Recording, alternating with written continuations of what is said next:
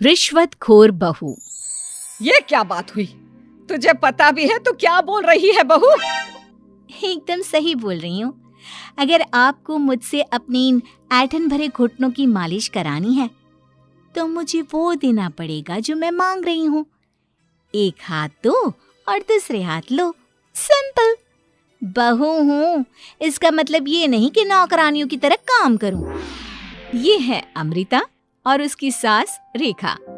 अमृता एक नई नवेली बहू है जिसकी शादी कुछ दिनों पहले ही रेखा के बेटे माधव के साथ हुई है।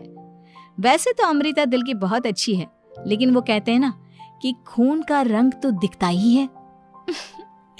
बस वही डॉन की बेटी होने का रंग यहाँ अमृता में भी दिख रहा है, जो है रिश्वत लेना।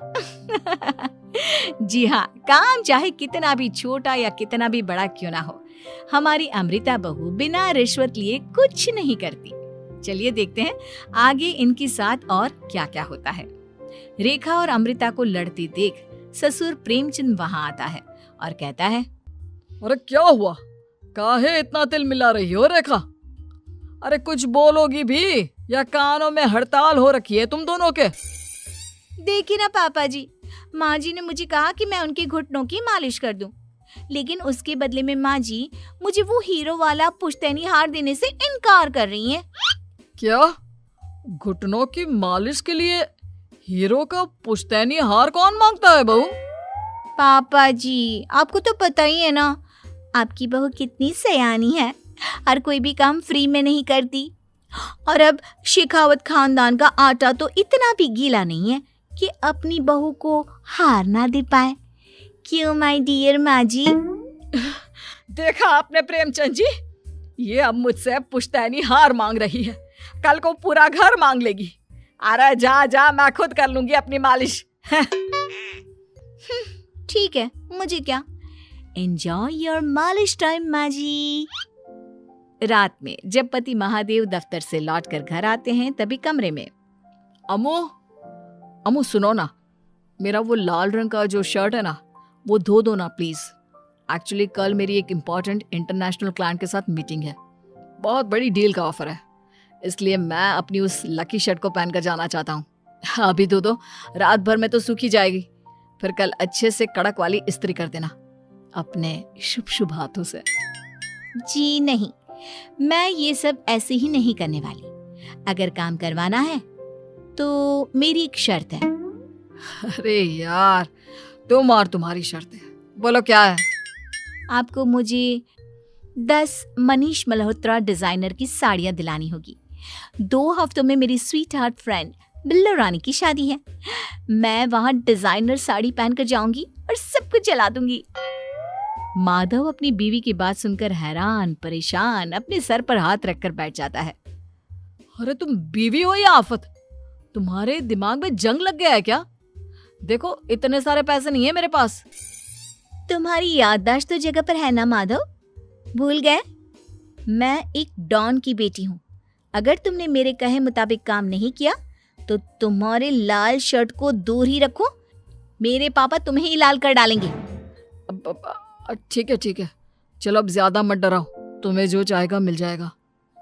अब ये डर और रिश्वत का सिलसिला यूं ही चलता रहता है और इसी तरह समय बीतता रहता है। एक सुबह सब नाश्ते के टेबल पर बैठे थे, जहां अमृता सबके सामने एक व्हाइट बोर्ड लाती है जिस पर दिन भर के सारे कामों के रेट लिखे हुए थे। अब ये क्या है? टीचर नहीं बनने का इरादा है क्या तेरा?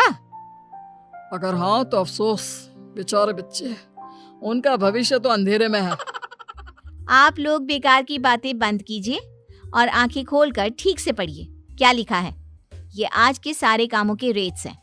आलू पराठे, चाय, दाल, रोटी, चावल, सब्जी, हलवा, मिठाई, रसोई की सफाई, वॉशिंग मशीन में कपड़े धोना, ओखल में मसाले कूटना और माँ जी और पापा जी के अलमारी की सफाई करना।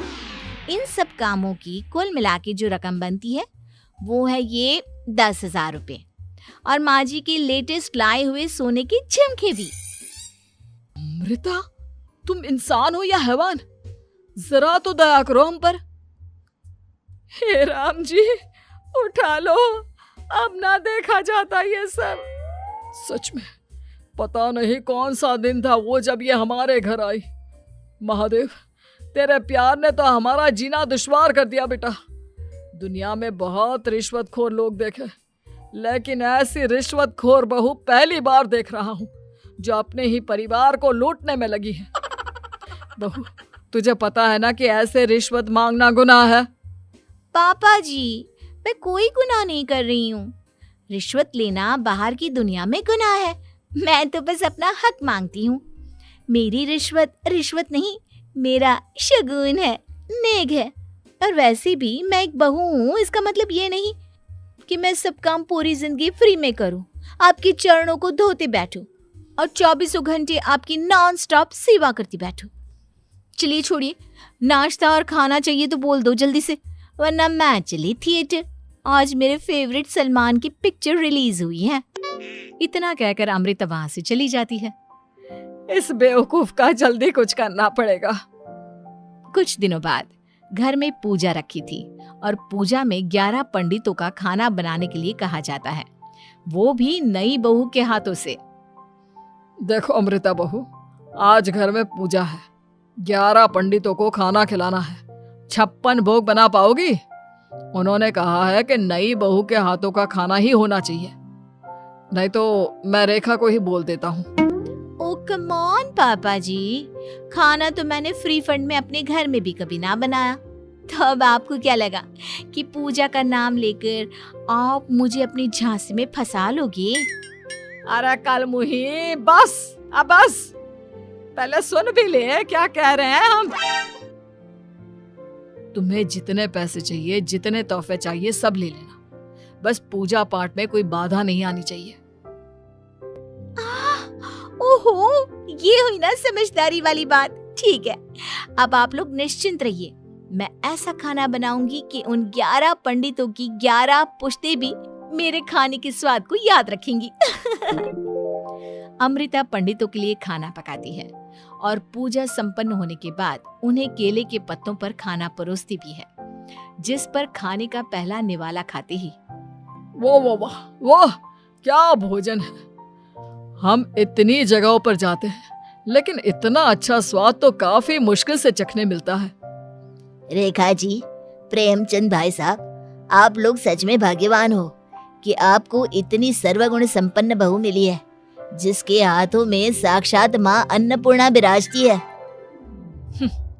सर्वगुण संपन्न, सबको संपन्न कर देगी यह खूंखार औरत।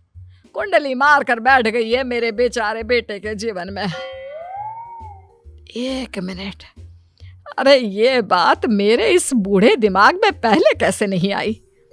इस अमृता की बच्ची को मैं अपने घर से बाहर कैसे निकालूं? इसका उपाय तो पंडित जी के पास जरूर रहेगा। रेखा अगले दिन पंडित जी के पास जाकर उन्हें अमृता के बारे में सब कुछ बता देती है, जिसे सुन पंडित जी भी परेशान हो जाते हैं। अरे, ऐसी बहू तो 7 जन्मों में भी किसी को नसीब ना हो भगवान। देखिए रेखा जी, आपकी रिश्वतखोर बहू और आपके बेटे की कुंडलियों को जोड़कर देखा है मैंने, लेकिन इसमें तो यही बता रहे हैं कि ये आपके जीवन से कभी नहीं जाने वाली। इसलिए उससे सुधारने के लिए जल्दी आप लोगों को ही कुछ करना होगा, नहीं तो एक दिन वो आप लोगों को कंगाल करके ही दम लेगी। नहीं, ऐसा हरगिज नहीं होगा। मैं कुछ करूंगी, हाथ पे हाथ धरे नहीं बैठूंगी मैं। वहीं घर पर अमृता को ये पता चल जाता है कि उसकी सास रेखा पंडित जी के पास उसकी और महादेव की कुंडलियां लेकर गई थी, और इस पर जब रेखा घर लौटती है तब वाह माँ जी वाह, बहुत ही ज्यादा सयानी निकली आप तो। लेकिन मैं आपको एक बात बताना चाहती हूँ कि मेरी और महादेव की कुंडलियां जोड़कर पूजा पाठ और हवन करके भी कुछ नहीं मिलेगा, क्योंकि मैं ऐसी बला हूं जो आप सबकी जिंदगियों से अब कभी नहीं टलने वाली, फिर चाहे आप कितने भी टोटके हवन या उपाय कर लें।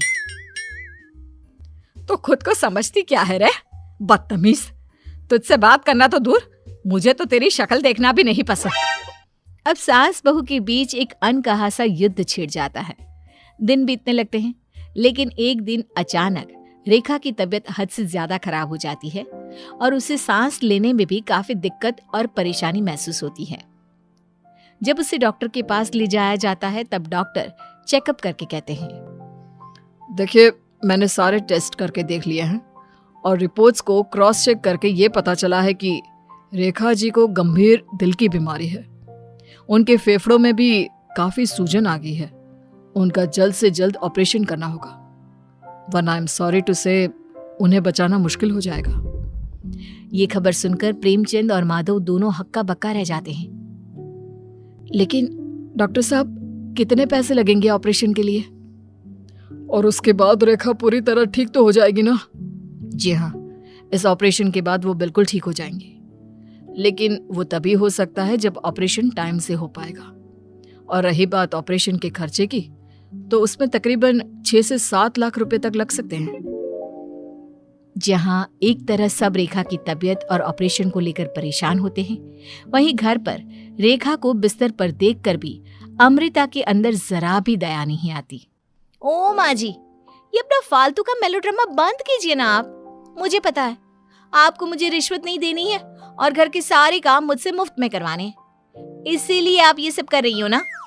सीरियसली अमृता, ऐसे हालात में तुम ऐसी बातें कैसे कर सकती हो? हम यहाँ परेशान हैं कि ऑपरेशन कैसे कराएंगे, बैंक में इतने पैसे भी नहीं है, और तुम माँ को ताने सुना रही हो। अरे अमृता बहू, मैं भला ढोंग क्यों करूंगी? हम 6 से 7 लाख का बंदोबस्त कैसे करेंगे?